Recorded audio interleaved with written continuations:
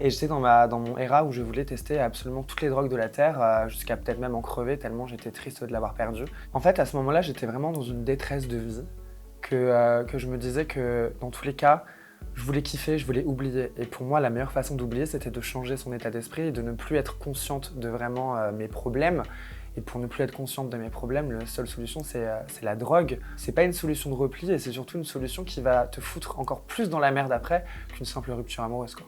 Quand du coup j'ai pris toutes ces drogues, quand j'ai découvert tout ça, j'ai découvert à quel point je me sentais bien sous drogue, à quel point c'était jouissif, à quel point j'avais pas de tabou, j'étais pas timide, je me faisais plein d'amis parce que les autres personnes étaient aussi droguées. Et quand t'es drogué, t'es très sociable, donc t'as plein d'amis d'un coup. Tout le monde te fait des câlins, tout le monde te complimente, bref, tout est faux, tout est pas vrai, tout est décuplé dans ton corps, du coup tu as l'impression d'aimer tout le monde, tu as l'impression d'être heureuse, c'est faux. Et en fait, je me suis simplement attachée à cet effet et c'est ce qui arrive, je pense, à tous les gens qui deviennent dépendants à la drogue. À l'époque, ce que je prenais le plus, c'était l'ecstasy.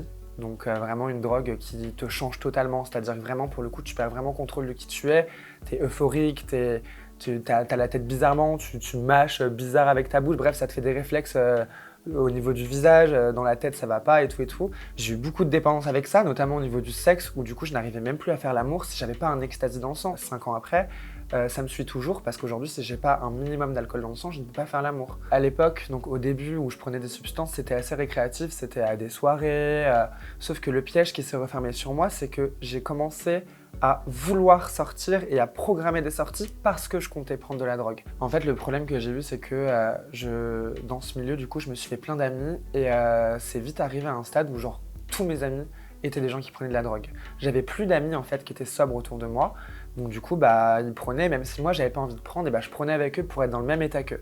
Faut savoir aussi qu'il y a beaucoup de fausses amitiés qui se créent pendant ces moments-là et que les gens, quand tu les revois et que tu es sobre et que eux aussi sont sobres, tu te rends compte que tu ne t'entends pas du tout avec eux, que c'est pas tes amis et qu'en fait ils t'ennuient profondément et que le seul moment où tu les aimes et où ils t'aiment, c'est quand vous êtes défoncés, c'est des potes de défonce et du coup c'est même pas des vraies amitiés. Je me rendais pas compte que j'étais addict quand c'était récréatif et même quand je commençais à provoquer un peu les prises, à trouver des soirées pour prendre. Pour moi, c'était bon, je vais arrêter quand je veux, c'est pas grave. Pour l'instant, j'ai ma petite période et j'ai pas envie d'arrêter dans tous les cas.